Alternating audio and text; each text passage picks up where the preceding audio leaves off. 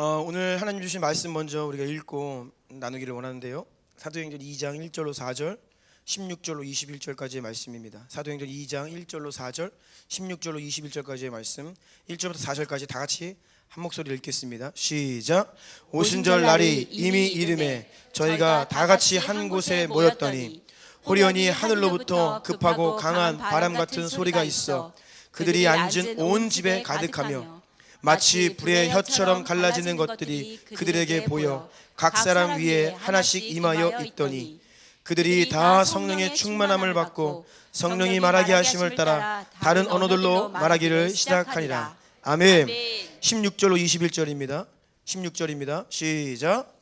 이는 곧 선지자 요엘을 통하여 말씀하신 것이니 일렀으되 하나님이 말씀하시기를 말세에 내가 내 영을 모든 육체에 부어주리니 너희의 자녀들은 예언할 것이요 너희의 젊은이들은 환상을 보고 너희의 늙은이들은 꿈을 꾸리라.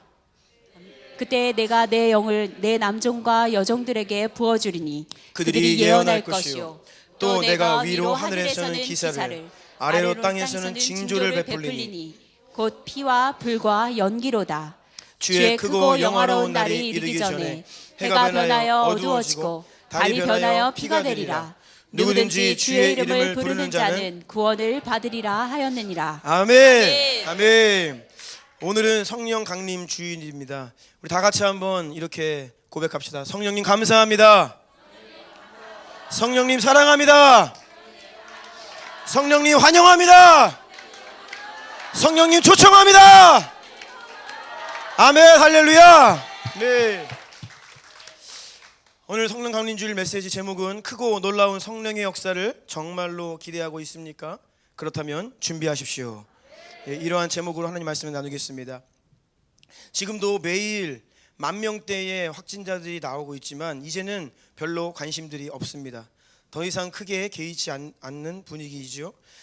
사람들이 습관이 되어서 마스크를 쓰고 다닐 뿐이지 코로나 상황은 이제 위드 코로나 아니면 포스트 코로나 뭐라고 이야기해야 될지 모르지만 코로나 이후의 시대로 접어들고 있습니다.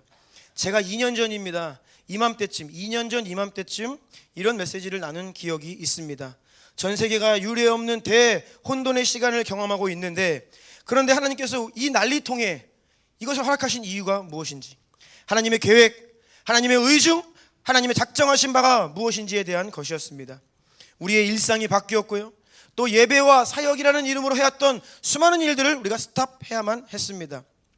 이것은 지난 2년 동안 잠깐 쉬었다 다시 시작하는 그런 것을 주님께서 바라신 것이 아니라 우리는 이 시간을 통해 완전히 새로워져야 합니다. 우리는 코로나 이전으로 돌아가는 것이 아닙니다. 돌아갈 수도 없고 돌아가서도 안 됩니다. 우리는 새로워져야 됩니다. 이제 우리는 완전히 새로운 시대를 맞이하고 있다는 것을 깨달으시기를 축원합니다.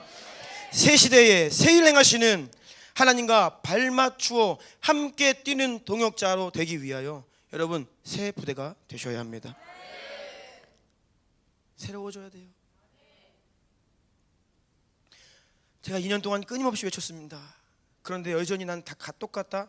괜찮습니다. 오늘 이 예배 가운데 성령을 받으시기 축복합니다. 마음이 새로워지기 축복합니다. 아멘. 여러분이 인식하든 인식하지 못하든 사람들의 생각과 사고가 바뀌었어요. 세상이 돌아가는 방식도 바뀌었습니다. 이제는 하나님께서 다른 방식과 방법으로 일하시겠다는 것입니다. 새로운 시대의 문을 활짝 열고 우리를 이리로 들어와라, 함께 가자, 들어가자, 나아가자 말씀하시고 계신데 우리가 그런 성령의 음성을 들을 수 있어야겠습니다.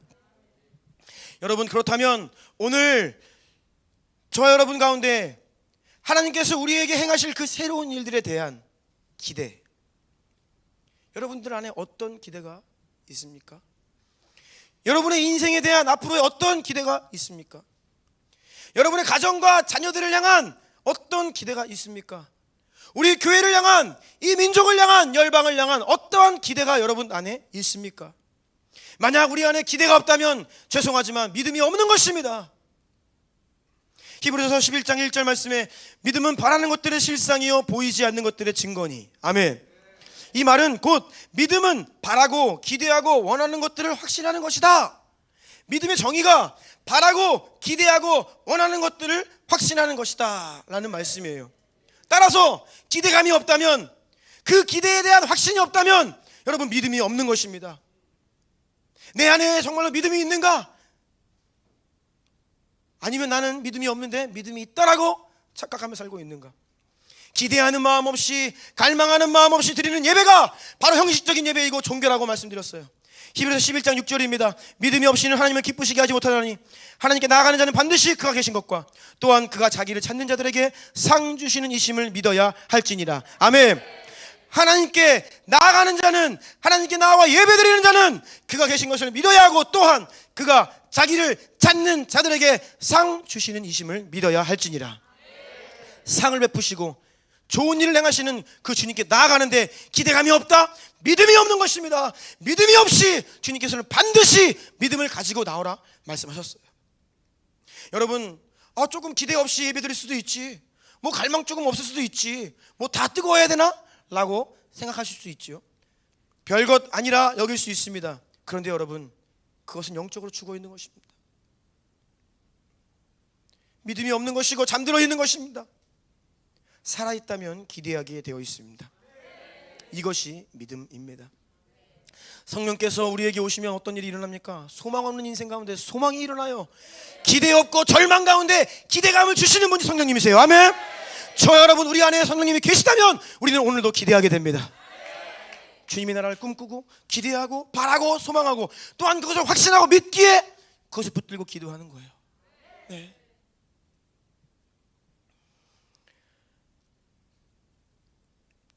이 년 전에도 동일한 말씀을 드렸습니다. 저는 엄청난 기대감이 있습니다. 여러분에 대한 기대감이 있어요. 산이 오늘 멋져요. 산이에 대한 기대감이 있어요. 네. 성도 한 사람 한 사람을 향한 저는 기대감이 있습니다. 우리 교회 가운데, 우리 교회에 대한, 주나임 교회에 대한 저는 엄청난 기대감이 있어요. 하나님께서 여러분들 가운데, 우리 교회를 통해, 다시 한번 한국 교회를 통해 열방 가운데 행하실 그 놀라운 일들을 저는 기대하고 있습니다. 저는 우리 손박 성사님 가정, 황 기사님 가정, 이 두 가정 앞으로 또 계속해서 많은 영혼들이 가야 되는데 그 이스탄불 베이스 가운데 하나님께 행하실 일들을 기대하고 있어요. 아멘. 그냥 보내고 그냥 하는 거 아닙니다. 우리는 기대하고 믿고 있어요. 하나님께서 반드시 큰 부흥의 역사를 이스탄불 가운데 일으키실 겁니다. 아멘. 청년들을 붙이실 거예요. 아멘. 교회를 세우실 것입니다. 네. 저는요, 저 자신에 대한 기대감이 있어요. 제가 어떤 인간적인 기대가 아니라 저를 통로 삼으사 역사하실 하나님에 대한 기대감이죠. 형편없는 인생을 여기까지 인도하신 것도 하나님의 은혜이지만, 저는 지난날에 제가 경험했던 그 은혜보다 앞으로 제가 주님께 더 쓰임받고 더 주님 알아가는 일이 더 많이 남아있기 때문에 저는 제 자신을, 제 가운데 역사하실 하나님을 기대합니다. 아멘. 우리가 경험한 팬데믹의 그 엄청난 진동들은 우리를 깨우시고 준비하라 말씀하시는 하나님의 강력한 음성이었습니다. 사대교회에게 하신 책망, 지금 우리에게 하신 음성이에요. 내가 너의 행위를 아노니 내가 살았다 하는 이름은 가졌으나 죽은 자로다. 하나님 앞에 내 행위의 온전한 것을 찾지 못하였노니. 무엇입니까? 종교입니다. 껍데기 신앙입니다. 교회를 다니는 겁니다. 예수님을 믿는 게 아니고, 예수님을 섬기는 게 아니고 그냥 교회를 다니는 거예요. 그것은 살았다 하는 이름은 가졌으나 실상은 죽은 자로다. 주님께서 이것을 말씀하셨어요. 그런데 안타까운 것은 그 난리를, 전 세계적인 난리를 거치면서도 여전히 깨닫지 못하고 이전과 똑같이, 아니면 더 이전보다 더 못해요. 신앙이 이제는 교회를 안 다녀. 아예 교회라도 다녔는데 이제는 교회도 안 다녀요. 나가지도 않아요. 갈리는 것입니다. 여러분, 어느 편에 있습니까? 어느 편에 있어요? 주님과 멀어지고 계십니까? 가까워지고 계십니까? 주님은요, 계속해서 이 마지막 때에 큰 환난을 앞두고 우리를 깨우고 계세요. 여러분, 깨어나십시오. 오늘도 성령의 음성을 들으시기를 축복합니다. 네. 이름만 가지고는 안 됩니다. 교회가 얼마나 큰가, 성도가 몇 명 모이냐, 신앙생활 얼만큼 했는가, 내가 무슨 훈련을 받았는가, 내 직분이 무언가, 나는 이런 사역을 하고 이런 봉사를 하고, 여러분 이거 다 껍데기입니다. 그게 여러분들을 살리는 게 아니에요.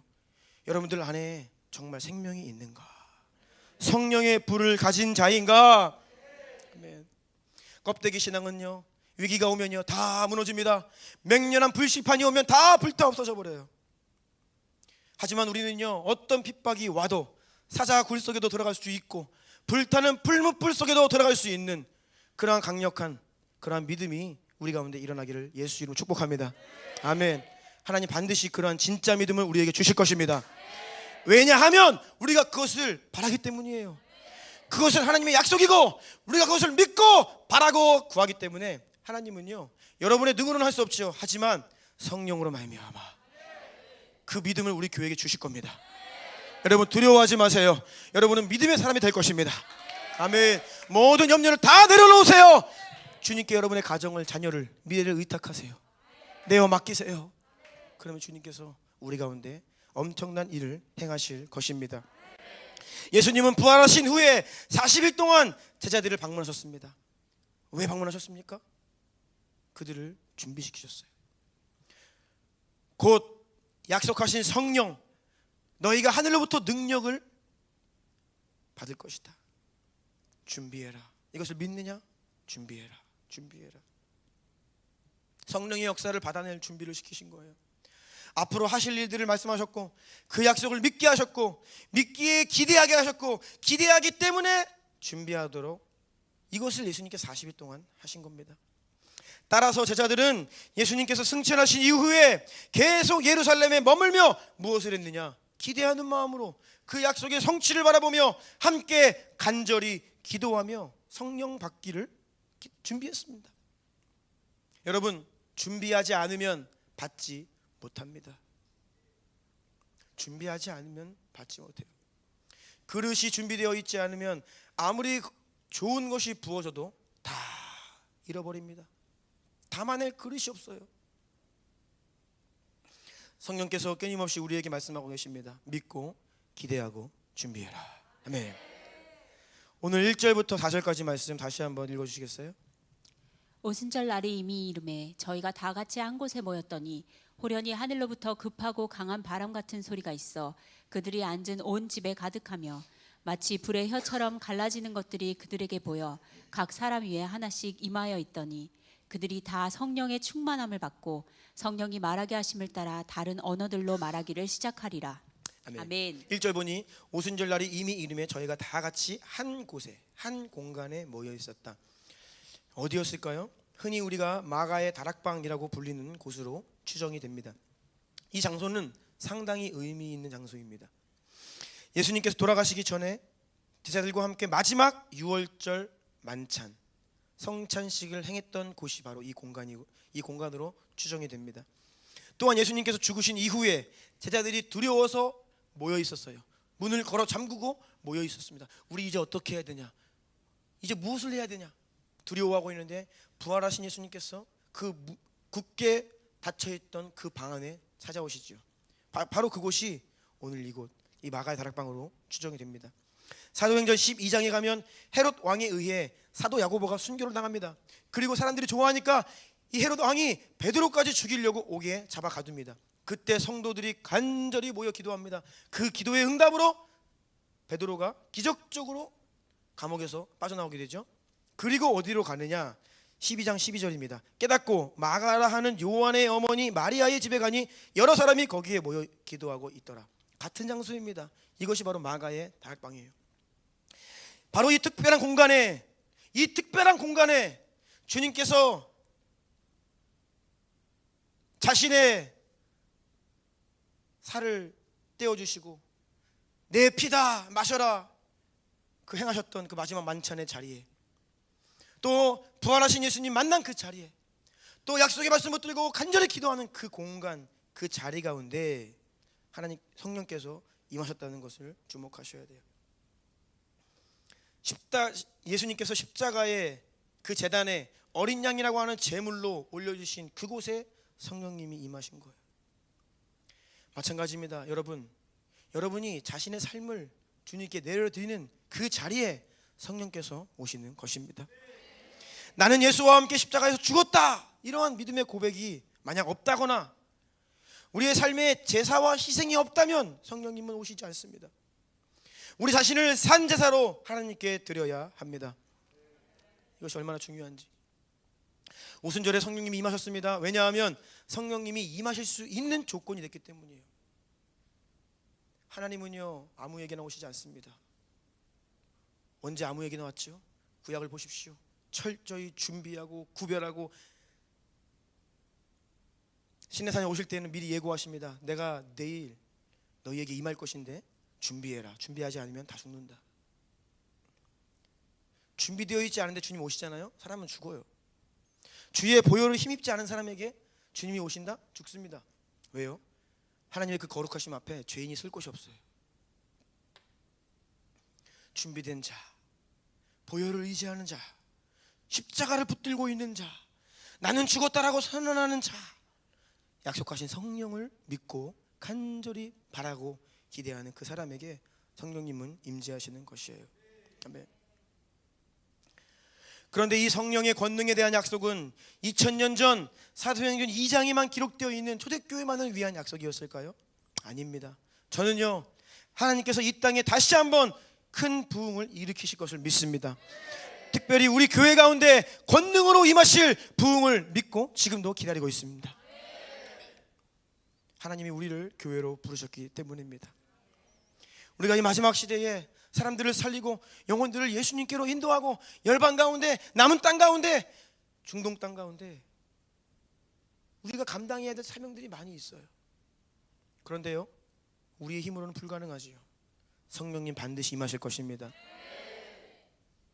권능을 부어주시고 강력하게 우리를 통해 역사하실 것입니다. 여러분 기대하십니까? 이것이 믿음이고요. 이 기대가 있어야 되죠. 자, 그러면 우리가 준비해야 된다 했어요. 오늘도 이 말씀을 듣는 여러분들 하나님께서 준비하라 말씀하시는 겁니다. 준비해야 될 것이 있습니다. 첫 번째입니다. 함께 읽어볼까요? 첫 번째, 시작. 하나님의 말씀대로 이루어질 것을 믿고 순종해야 합니다. 아멘. 하나님 말씀대로 이루어질 것을 믿고 순종해야 합니다. 하나님은 말씀을 지키시는 분이십니다. 아멘. 믿으십니까? 하나님은요 말씀하시면 지키세요. 네. 이 간단한 믿음이 우리 가운데 없어요. 하나님 말씀하시면 반드시 지키는 분이에요. 하나님께서 약속하신 말씀대로 우리에게 행할 것을 우리가 믿는 것이고요. 만약 여러분이 믿지 않는다면 준비하지 않습니다. 사람들이 왜 준비하지 않고 삽니까? 왜 게으르게 삽니까? 이유는 간단합니다. 하나님께서 말씀하신 것을 믿지 않기 때문입니다. 관심이 하나님 말씀에 있는 게 아니에요. 세상에 있어요. 하나님 말씀을 어떤 무슨 투자 전문가가 하는 말보다 더 가볍게 여겨요. 어디 집값이 오른데 귀가 솔깃합니다. 그 수준만도 못하게 하나님 말씀을 들을 때가 있어요. 하나님 말씀 믿지 않기 때문에 관심 두지 않고 준비하지 않는 것입니다. 120명의 제자들이 예수님께서 남기신 약속의 말씀을 믿었기 때문에 그들은 모여 기도하고 기다린 것이죠. 이 믿음의 기초가 없다면 흔들리고 무너질 수밖에 없습니다. 하나님께서 말씀하시면 반드시 이루어진다라는 것을 믿는다면 우리가 어디까지 나아가느냐, 그것이 실제로 일어날 것을 알기 때문에 구체적으로 기도하면서 준비하게 돼 있어요. 아멘. 구체적으로 기도하며 준비하게 돼 있어요. 우리나라에서 끊임없이 벌어지는 비리 가운데 하나가 어떤 것이냐, 어떤 개발 계획에 대한 정보가 관련 공무원이나 정치인들에 의해서 사전에 불법적으로 유출이 되는 겁니다. 아무도 모르는데 몇몇 사람들만 알고 있어요. 고위 공무원이나 정치인들이. 그러면 그 가족들이나 주변에 있는 이해관계자들이 그 불법 비밀 정보를 가지고 어떻게 합니까? 미리 부동산을 사는 거예요. 그리고 몇 년을 기다립니다. 그리고 이후에 개발 계획이 발표가 되면 부동산 가격이 폭등을 합니다. 여기에서 엄청난 부당한 이익을 취하게 되는 이런 형태의 비리가 우리나라에 얼마나 많습니까? 이러한 부당이익은 부동산뿐이 아닙니다. 주식시장에도 마찬가지예요. 어떤 기업을 처분하기 이전에 그것을 최고가에서 그냥 막 팔아 넘기는 거예요. 왜요? 이 사람들에게는 비밀 정보가 있어. 그러니까 원리는 간단한 거예요. 앞으로 곧 일어나게 될 일을 미리 비밀리에 입수한 알게 된 소수가 그것을 먼저 취하거나 취득함으로 인하여서 이득을 취하는 것이죠. 확실한 정보를 가진 자들은 정보를 가지고 움직입니다. 여러분, 그런데요, 하나님의 약속과 말씀은, 하나님의 나라는요, 이 세상의 어떤 정보나 사람들의 말, 정부의 정책 이런 것과는 비교할 수도 없는 영원하고 완전하고 반드시 성취될 말씀입니다. 아멘. 이것이 예수님께서 말씀하신 밭에 감추인 보화의 비유, 좋은 진주를 구하는 장사의 비유, 이 비유가 그거예요. 아무도 몰라요, 그 가치를. 나는 알아. 천국의 비밀을 발견했어. 하나님의 약속의 말씀이 내 안에 들어왔어요. 그럼 어떻게 해요? 그거 반드시 사는 거예요. 왜요? 이거는 100% 반드시 이루어질 사실이기 때문에 어떤 대가를 지불해서라도, 내 생명을 들여서라도 그것을 얻고 말겠다는 거예요. 그런 열망이 막 일어난다는 거예요. 이것이 하나님의 나라를 향한 믿음입니다. 세상도 어떤 정보가 신뢰할 만하다 하면 그것을 가지고 준비하고 작업을 하고 움직입니다. 우리가 과연 하나님의 말씀을 정말로 믿는다면 어떠한 태도를 가져야 하겠습니까? 그 말씀이 반드시 이루어질 것을 믿고 기다리고, 그렇기 때문에 무엇을 어떻게 준비해야 하는지 이렇게 하루하루를 살아가는 거예요. 아멘. 이러한 사고방식과 이러한 정신을 가지고 사는 것이 믿음의 삶입니다. 여러분, 하나님은 언제나 주의 백성들에게 앞으로 있을 일들에 대해 말씀하셨어요. 아모스 3장 7절에 주 여호와께서는 자기의 비밀을 그 종 선지자들에게 보이지 아니하고서는 결코 행하심이 없느니라. 아멘. 이사야 48장 5절입니다. 그러므로 내가 이 일을 옛적부터 내게 알게 하였고 일이 이루어지기 전에 그것을 내게 듣게 하였느니라. 아멘. 지금도 하나님은 미리 말씀하세요. 성경 말씀을 통해 여러분에게 말씀하시고, 교회를 통해 말씀하시고, 또 깨어있는 주의 종들의 마음을 감동하셔서 이 예언적인 말씀이 선포되게 하심으로 말미암아 미리 말씀하시고 미리 약속하시고 그것을 믿고 기대하고 갈망하며 준비하도록 하시는 거예요. 아멘. 저는 항상 이렇게 기도해요. 여러분, 저를 위해 항상 그렇게 기도해 주세요. 제 말씀이 예언적인 말씀이 되게 하옵소서. 그냥 지식이 아닙니다. 그냥 성경 강의하는 것이 아닙니다. 예언적인 말씀, 오늘 이 시대를 살아가는 함께 예배하는 여러분 각 사람을 향한 예언적인 하나님의 음성, 이것이 이 강단에 선포되는 말씀이 되어야 돼요. 그런데 문제가 있습니다. 듣지 않습니다. 믿지 않는 거예요. 제가 지난 2년 동안에도 부지런히 풀어드렸습니다. 무엇을요? 이 코로나 팬데믹이 얼마나 이 말세에 대한 하나님의 약속이 정말로 무서울 정도로 문자 그대로 성취되어 가고 있는지를. 저는 이 코로나를 지나면서 이 마지막 때에 대한 이 그림이 더 선명해졌어요. 굉장히 종말론적인 사건이었고요, 하나님께서 우리를 깨우고 계신데 아무리 이야기해도 듣지 않는 사람은 안 듣습니다. 믿지 않는 사람은 안 믿습니다. 움직이지 않습니다. 요지부동인 사람도 있어요. 하나님께서 소돔과 고모라를 멸망할 것을 아브라함에게 숨기지 않으시죠. 여호와께서 이르시되 내가 하려는 것을 아브라함에게 숨기겠느냐. 아브라함에게 말씀하십니다. 아브라함은 그 말씀을 믿습니다. 그렇기 때문에 어떻게 합니까? 하나님, 의인 50명이 있어도 그 성을 멸하실 겁니까? 45명이 있다면요, 40명이 있다면요, 30명이 있다면요, 20명이 있다면요, 아니 단 10명이 있다면 그래도 멸하시겠습니까?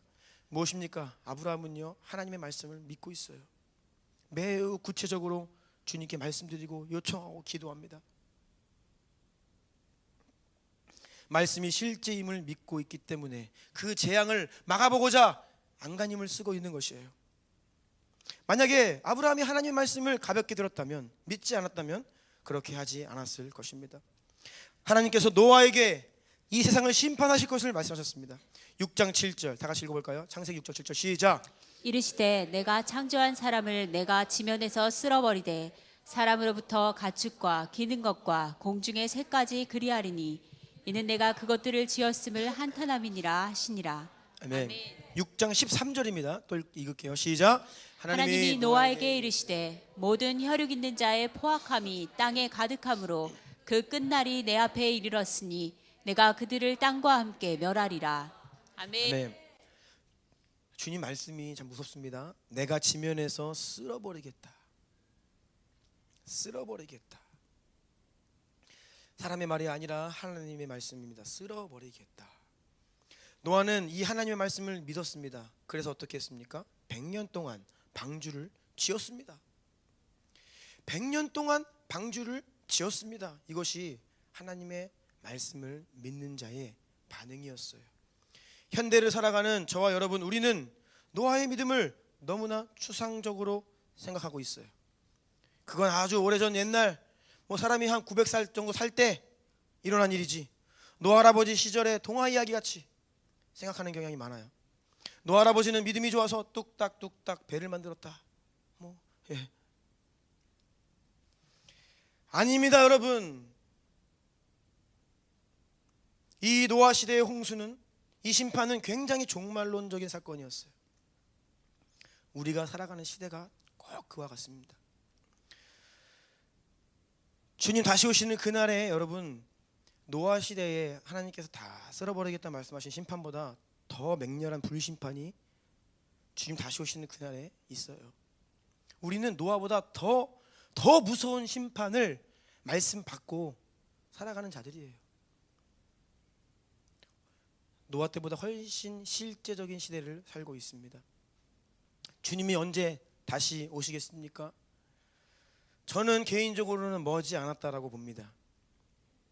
머지 않았다라고 봅니다. 단순히 개인적인 확신이 아닙니다. 성경적이고 전 세계의 어떤 정황들, 말씀이 성취되어 가고 이 선교적인 시간표를 볼 때 머지 않았습니다. 저는 제가 살아있는 세대 가운데 예수님 다시 오신다라고 개인적으로 기대가 있습니다.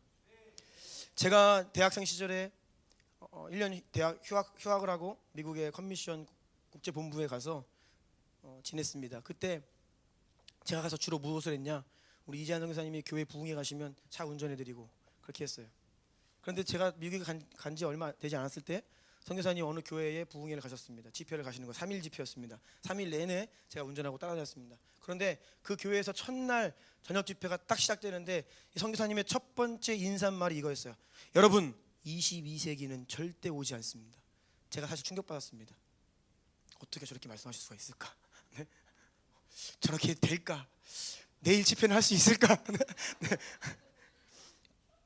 이 말은 21세기 안에 주님 반드시 오신다라고 개인적으로 확신하고 계시는 거예요. 제가 사실 충격을 받았지요. 그런데 여러분, 이 종말론을 공부하면요, 두 가지 종말에 대해 이야기합니다. 첫 번째, 이 세상의 종말과 두 번째, 개인의 종말. 잘 생각해 보십시오. 세상의 종말과 개인의 종말. 세상의 종말이 언제 오느냐, 예수님 언제 다시 오시느냐, 이것을 관계없이, 그것이 아무리 먼 미래의 일이라고 해도 여러분에게 허락된 인생이, 시간이 그리 많지 않습니다. 우리 모두는 불과 몇십 년 남겨진 종말을 살아가고 있어요. 맞습니까? 이 가운데 100년 이상 사실 분, 우리 애기들은 좀 모르겠어요. 100년 살지. 100년도 못 살아요. 다 앞으로 남겨진 인생이.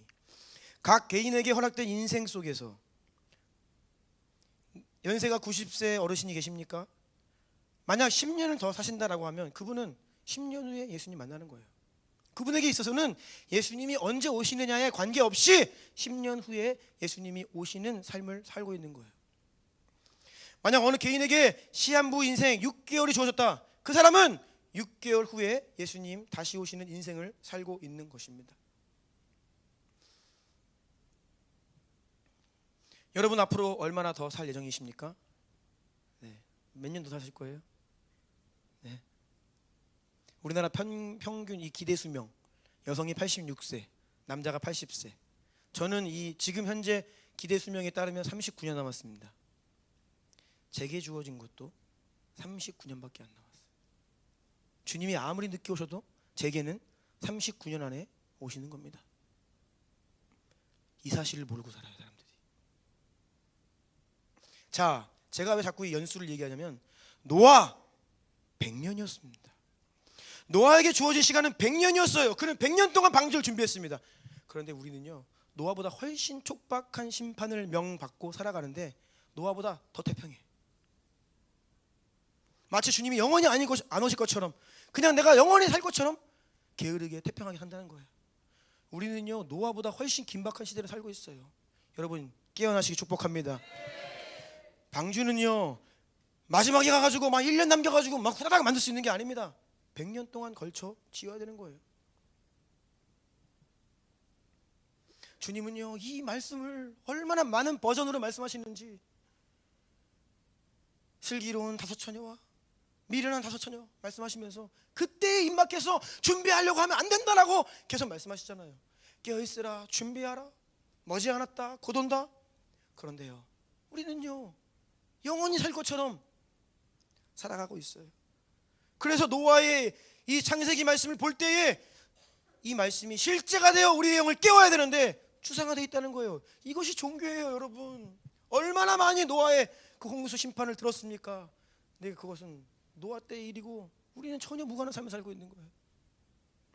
한 번 죽는 것은 사람에게 정해진 것이요 그 후에는 심판이 있으리니. 아멘.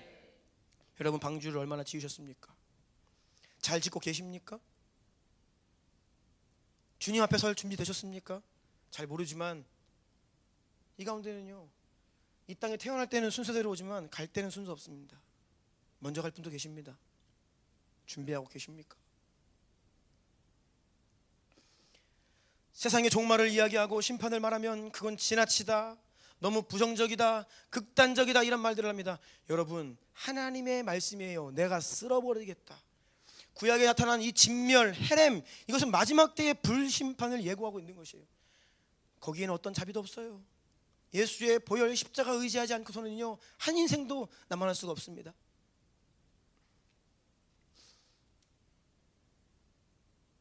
말씀이 성취되고 있고 주님은 지금도 우리에게 말씀하고 계시고 끊임없이 우리의 영을 깨우시고 계심에도 불구하고 그냥 그 말씀에 반응하지 않고 살아가는 성도들이 너무나 많습니다.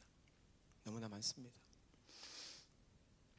여러분 정말 우리가 말씀을 믿는다는 게 무엇인지, 정말 살아계신 하나님을 믿는 게 무엇인지 잘 생각해 보셔야 합니다. 제가 오늘 이 말씀을 준비하면서 기도하는데 한 인물이 떠올랐습니다. 참 아이러니한 인물입니다. 그분은 요나 선지자입니다. 선지자가 어떠한 사람입니까? 하나님을 믿는 자입니다. 하나님의 음성을 듣는 자입니다. 하나님의 예언적인 음성을 듣고 하나님의 뜻을 분별하여 백성들에게 대언하고 또 하나님이 말씀하시는 그 시대적인 사명에 순종하며 감당하는 사람들이 선지자예요. 요나 선지자였습니다. 당연히 그는 살아계신 하나님을 믿는 사람입니다. 또한 그는 그 시대 가운데 살아있는 하나님과의 교제를 누리는 정말 선택받은 소수였어요. 이 구약 시대에 하나님의 음성을 듣는다, 정말 선택받은 소수였습니다. 자 그런데요 요나 4장 1절 2절 읽어주시겠어요? 요나가 매우 싫어하고 성내며 여호와께 기도하여 이르되 여호와여 내가 고국에 있을 때에 이러하겠다고 말씀하지 아니하였나이까. 그러므로 내가 빨리 다시스로 도망하였사오니 주께서는 은혜로우시며 자비로우시며 노하기를 더디하시며 이내가 크시사 뜻을 돌이켜 재앙을 내리지 아니하시는 하나님이신 줄을 내가 알았음이니이다. 아멘. 굉장히 아이러니한 인물입니다. 요나가 하나님의 얼굴을 피해 도망가며 불순종했는데 그 이유가 무엇입니까? 지금 2절 말씀 다시 띄워주세요. 은혜로우시며 자비로우시며 노하기를 더디하시며 이내가 크시사 뜻을 돌이켜 재앙을 내리지 아니하시는 하나님이신 줄을 내가 알았기 때문입니다. 이게 불순종한 이유예요. 어떻게 이러한 일이 있죠? 이러한 하나님이심을 요나는 알았기 때문에 매우 싫어하고 분노했습니다. 여러분 믿음이 무엇입니까? 아는 것이 아닙니다. 요나는요 하나님이 은혜 많고 자비롭고 긍휼이 풍성하신 분인 걸 너무 잘 알았어요. 그래서 어떻게 했어요? 불순종했어요. 분노했습니다. 하나님께 화를 냈어요. 하나님을 등지고 여호와의 얼굴을 피했어요. 오늘날 요나와 같은 성도들이 너무나 많습니다. 하나님을 잘 안다라고 믿는다라고 이야기합니다. 하지만 요나와 같이 내 안에 갇힌 생각들, 내려놓지 못하는 나의 어떤 생각들, 내 욕심들, 그것을 따라 하나님의 계획, 명하신 길로 가는 것이 아니라 자기 뜻대로 가는, 불순종하며 살아가는 성도들 너무나 많아요. 하나님을 알고 믿는다고 하지만 예배 드리는 걸 싫어합니다. 예배를 드리러 가는 것이 아니라 등 돌리고 예배 드리지 않고 다른 데로, 세상으로 가요. 기도하기를 싫어합니다. 기도의 골방 들어가는 걸 너무나 싫어해요. 하나님을 알고 믿는다고 하면서 말씀을 가까이 하지 못합니다. 오히려 기도하자, 예배드리자 그러면 화를 냅니다. 성을 냅니다. 여러분, 믿음은요 머리로 아닙니다. 지식이 아닙니다. 마음, 하나님을 향한 하트, 사랑, 갈망, 사모함, 기대하는 마음. 여러분, 이것이 믿음이에요.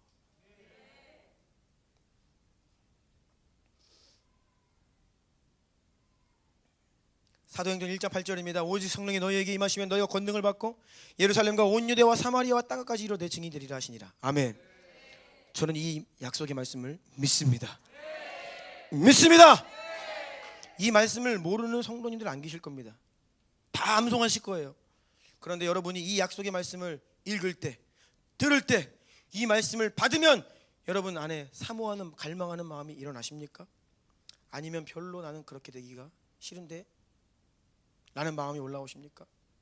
오, 성령 받으면 어떻게 권능이 되어, 권능을 받고 땅끝까지 증인이 된대. 선교사야?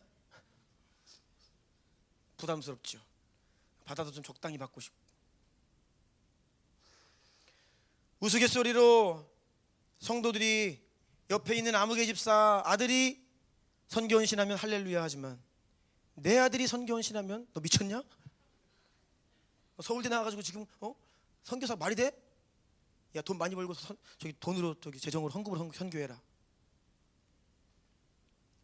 이 약속의 말씀이 옆에 집 아무개한테는 이루어졌으면 좋겠는데 나는 아닌 거예요. 내 자식은 아닌 거예요. 이 말씀을 받을 때 갈망이 일어나고 내 안에, 내 자녀들 가운데, 우리 교회 가운데 이 약속이 성취되기를 막 불같이 사모하는 마음이 일어나야 되는데 부담스럽다는 것이죠.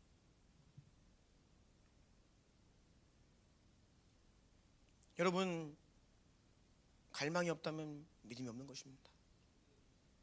진짜 믿음을 구하십시오. 아멘. 사도행전 2장 17절 18절입니다. 다 함께 읽겠습니다. 시작. 하나님이 말씀하시기를 말세에 내가 내 영을 모든 육체에 부어주리니 너희의 자녀들은 예언할 것이요 너희의 젊은이들은 환상을 보고 너희의 늙은이들은 꿈을 꾸리라. 그때 내가 내 영을 내 남종과 여종들에게 부어주리니 그들이 예언할 것이요. 아멘. 여러분, 이 말씀을 믿으십니까? 그렇다면 그것이 성취될 것을 믿음의 눈으로 바라보십시오. 갈망하십시오. 꿈꾸십시오. 준비하십시오. 자녀들에게 손을 얹고 기도하십시오. 우리에게 하나님께서 부흥을 주실 것입니다. 성령님이 더 큰 역사를 일으키실 것입니다. 왜냐하면 우리가 감당해야 될 주님의 사명이 있고 초대교회의 영광과 권능을 초월하여 주의 다시 오실 길을 예배하는 공동체, 이것을 믿음으로 바라보고 기대하고 갈망해야 돼요. 아멘. 두 번째입니다. 어떻게 준비해야 되느냐? 읽겠습니다. 시작. 우리 마음이 하나님을 향한 열정으로 불타야 합니다. 아멘. 아멘. 하나님은 열정 있는 사람을 좋아하십니다. 여러분, 열정으로 불타야 합니다. 하나님 앞에서는 성향 같은 거 내려놓으셔야 됩니다. 저는 원래 조금 차분해요. 아닙니다. 주 앞에 나오시면 오늘 산이처럼 구를 수 있어요. 네. 오늘 돌파가 일어났습니다. 네. 네. 다시 두 번째 등장하는데 또 구르더라고요. 네. 내 성향 하나님 앞에서는요 온데간데 없는 거예요. 성령의 불이 있어야 됩니다. 여러분, 뜨거운 사람이 되셔야 합니다. 제가 말씀드렸지요. 뱀은 따뜻한 곳을 좋아해요. 하지만 불이 있는 곳에 뱀이 있을 수 없습니다. 뜨뜻미지근한 것을 좋아하는 것은 뱀만이 아닙니다. 사탄 또한 누굴 제일 좋아하냐? 미지근한 크리스찬들 제일 좋아합니다. 왠지 아세요? 믿지 않는 성도들은 교회에 들어와 있지도 않아요. 그런데 교회에 들어와 있는 미지근한 성도를 건드리며 교회를 깨뜨릴 수 있어요. 교회를 무너뜨리는데 누굴 사용하냐? 마음이 미지근한 종교적인 사람들 타겟입니다. 미지근한 그리스도인들 삶 가운데 견고한 진을 구축하고 영향력을 행사하며 주인 행세를 합니다. 그러니까 믿지만 힘들게 사는 거예요. 믿지만 우울하게 사는 거예요. 믿지만 당하며 사는 거예요. 믿지만 빼앗기며 사는 거예요. 믿지만 소망 없이 절망적으로 사는 거예요. 왜요? 미지근하기 때문에. 원수가 그 마음을 너무나 좋아해요. 하지만 뜨거운 마음에는 원수가 발 디딜 수가 없습니다. 뜨거운 크리스찬들의 삶에는 사탄이 거할 수 없습니다. 야고보서 4장 7절입니다. 그런즉 너희는 하나님께 복종할지어다 마귀를 대적하라 그리하면 너희를 피하리라. 아멘. 사탄아 떠나가라, 원수야 물러가라. 여러분 이렇게 힘차게 선포했던 적이 언제입니까? 성도들은요 이렇게 매일 선포해야 돼요. 떠나가라. 아멘. 떠나가라. 아멘. 우울한 마음이 몰려옵니까? 우울한 마음들은 떠나가라. 이렇게 여러분 힘차게 외치며 살아야 돼요. 바로바로 물리치셔야 합니다. 지난 기독교 역사 가운데 교회를 무너뜨린 것은 어떤 네로 황제, 어떤 극악무도한 왕, 절대 권력이 아니었습니다. 미지근한 교회가 가장 큰 문제였어요. 교회는 미지근해집니다. 그러면 형식화되고 종교화됩니다. 그러면 스스로 몰락의 길을 걷습니다.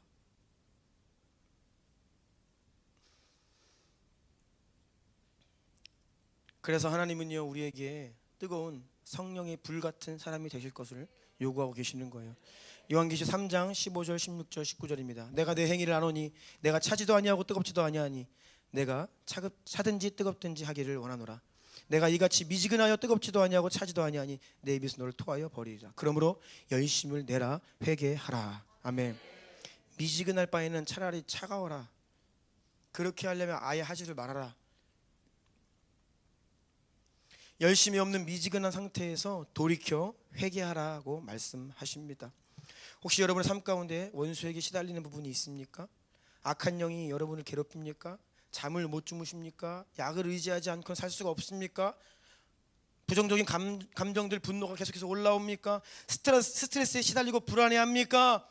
왜냐하면 여러분의 마음이 사탄이 역사하기에 너무나 좋은 컨디션이기 때문이에요. 미지근함, 뜨뜻 미지근함. 이런 상황 가운데 성령의 불이 떨어지기를 예수 축복합니다. 오늘 다 해결 받아야 됩니다. 예, 성령의 불이 임하시면요 모든 어둠은 떠나가요. 빛이 임하시는데 어둠이 어떻게 거기 머물 수 있습니까? 다 걷어져 가는 거예요. 여러분 그래서 저는요 우리 교회는요 불같이 예배할 거예요. 아멘. 기도할 때 그냥 기도하지 않고 뜨겁게 기도할 것입니다. 우리는 열정 있는 교회가 되어야 되고요. 열정을 가진 성령의 불을 가진 성도들이 되셔야 합니다. 아멘. 하나님께 제사를 드릴 때 불이 반드시 필요하죠. 엘리야가 그 제단 위에 불이 내려와야 되는 거예요. 주님은 제단 위에 불이 꺼지지 말라 하셨습니다. 불 꺼지면 아무것도 아닙니다. 여러분 인생 가운데 마음에 불 꺼지면 정말 아무것도 아니에요. 예수님을 정말 뜨겁게 사랑해야 되고요. 우리가 열정적인 불같은 예배자가 되어야 하고요. 하나님께서 기뻐하시는 교회로 성도로 그런 성령의 불로 거듭나시기를 축복합니다. 아멘. 성령의 불을 구하십시오. 세 번째입니다. 어떻게 준비해야 되냐? 시작. 성령의 불은 제단 위에 내려옵니다. 아멘. 아멘. 지난 금요일에 존박 성사 말씀하신 것처럼 불과 재물은 어느 것 하나만 없어도 안 되는 거예요. 재물만 있고 불이 있다? 그럼 그 재물이 썩어버립니다. 파리만 꼬입니다. 그런데 재물이 없다? 불이 어디로 내려와요? 내려올 곳이 없습니다. 둘 중에 하나만 없어도 온전한 제사가 아닙니다. 로마서 12장 1절 함께 읽습니다. 시작. 그러므로 형제들아 내가 하나님의 모든 자비하심으로 너희를 권하노니 너희 몸을 하나님이 기뻐하시는 거룩한 산 제물로 드리라. 이는 너희가 드릴 영적 예배니라. 아멘. 사도 바울은 우리의 몸을 산 제물로 하나님께 드리라 말씀하셨습니다. 아멘. 제물이 무엇이냐? 여러분 자신이에요. 여러분의 전인격, 여러분의 인생, 여러분의 전부가 하나님께 드려지는 제물이 되어야 합니다. 여러분 자신을, 나 자신을 제단 위에 제물로 바치십시오. 그리고 그 위에 성령을 구하십시오. 아멘. 오늘 우리가 드리는 이 예배가 제단이라고 할 수 있어요. 제단 위에 제물은 저와 여러분인 거예요. 우리가 예배를 드리죠. 노래를 드립니다. 하나님께서 그 노래를 받으십니까? 노래를 받으시는 것이 아니라 그 노래를 통해 우리를 받으시는 거예요. 하나님께 헌금을 드립니다. 하나님이 돈을 받으십니까? 아니에요. 그 헌금을 통해 여러분을 받으시는 거예요. 우리가 교회를 섬깁니다. 그 섬김을 통해 어떤 우리의 노동력과 에너지를 하나님 받으시는 것이 아니라 섬기는 그 사람을 받으시는 거예요. 아멘. 우리 자신을 주님께 제물로 드리는 거예요. 이것이 섬김이고 이것이 사역이고 이것이 하나님이 기뻐 받으시는 거룩한 산 제물의 예배인 줄로 믿습니다. 아멘. 아멘. 이 제물에는 흠이 없어야 되죠. 그래서 보혈을 의지해야 됩니다. 그래서 오늘도 우리는 회개해야 합니다.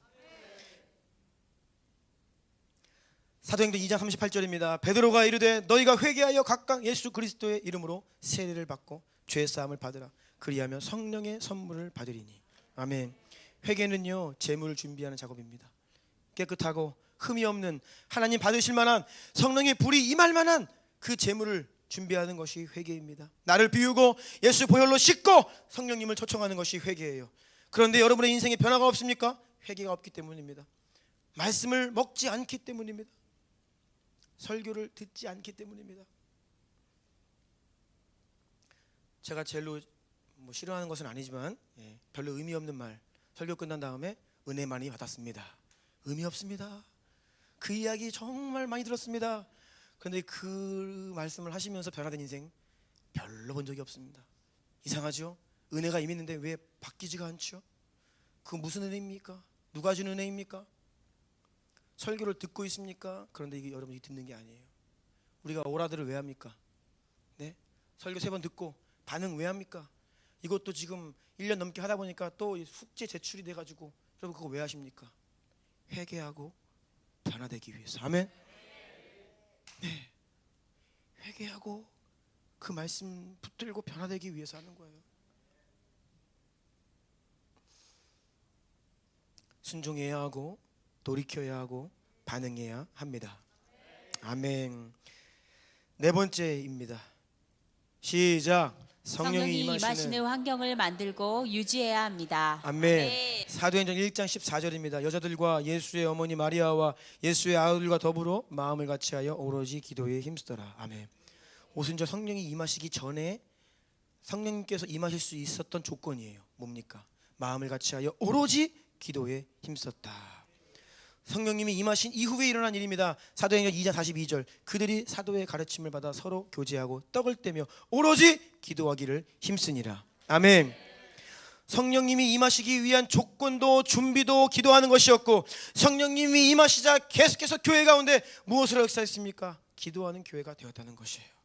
우리가 성령의 역사를 기다린다면 기대한다면 우리 가운데 있는 성령의 불을 더 원한다면 유지하기를 원한다면 기도하는 교회가 되어야 돼요. 제일 중요한 것이 기도입니다. 성령님은 기도의 영이십니다. 성령님은 언제나 기도하는 곳에 임하십니다.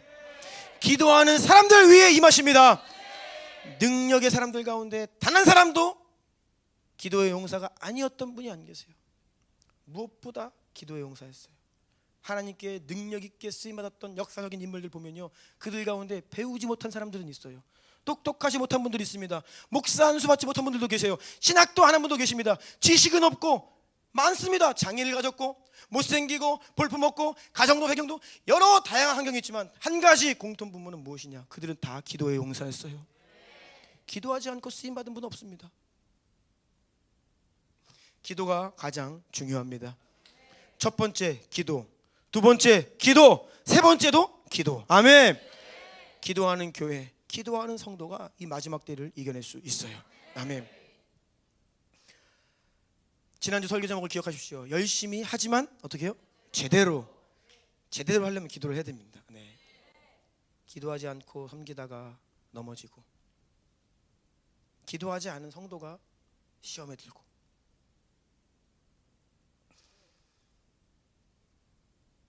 저도요, 목사가 된 것보다 어떤 목사가 되느냐가 더 중요하다 했죠.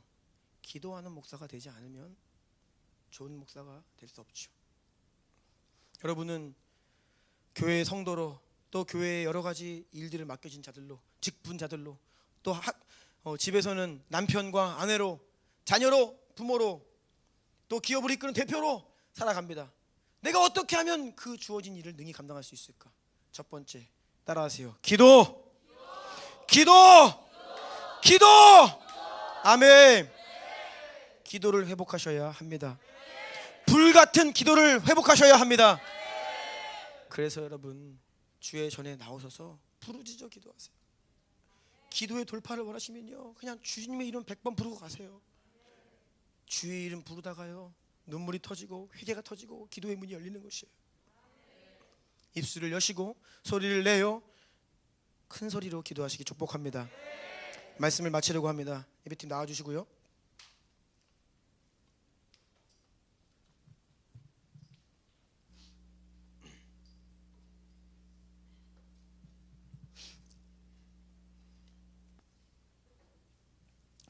여러분, 하나님께서 새로운 시대에 새로운 일을 행하실 것을 기대하셔야 합니다. 이것이 우리의 믿음입니다.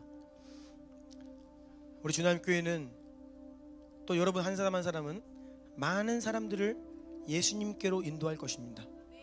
아멘. 그것을 꿈꾸세요. 나 한 사람 신앙생활하기도 힘든데 내가 어떻게 많은 사람들을 예수님께로 인도하겠는가? 사탄에게 속고 있는 겁니다. 하나님은 여러분 모두를 수많은 영혼을 예수님께로 인도하는 구원의 통로로 부르셨습니다. 우리 가운데 많은 사람들이 구원받게 될 것이고 또 많은 사람들이 변화되고 많은 가정이 회복될 것입니다. 이 도시가 바뀌는 역사가 있을 것입니다. 이스탄불에 큰 부흥이 일어날 것입니다. 그러기 위해서 우리는 성령의 불을 가진 자들이 되어야 돼요. 오늘도 하나님 주신 말씀을 받고 그것이 반드시 성취될 것을 믿고 기대하고 소망하며 준비하는 자들이 되어야 합니다. 그래서 오늘 우리는 준비하는 거예요. 저는 매일 준비합니다. 매일 준비해요. 매일 아침에 준비하고 매일 저녁에 준비하고 우리가 모여 기도하는 것은요, 준비하는 거예요. 훈련하는 것이고 연습하는 것입니다.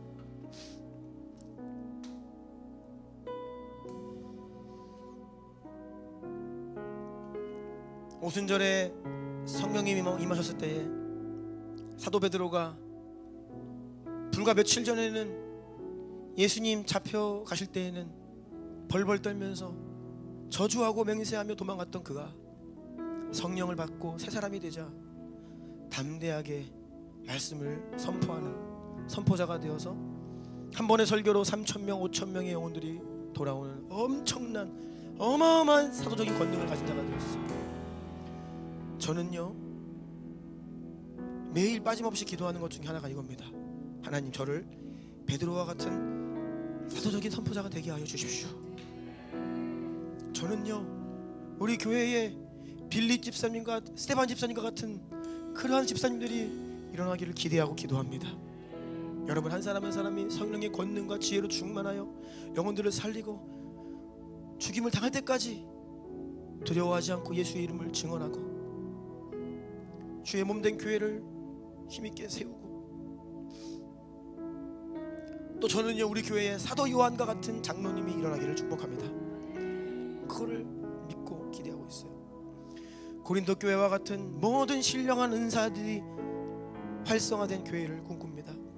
에베소 교회에게 말씀하신 오중직임의 역사가 일어나는 교회가 되기를 꿈꿉니다.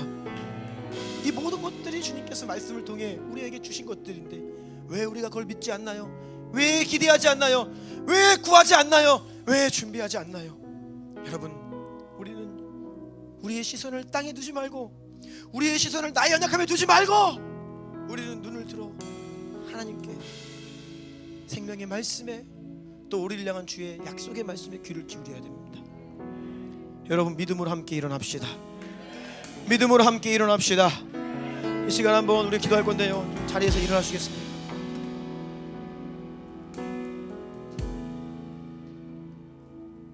두 손을 들어보세요.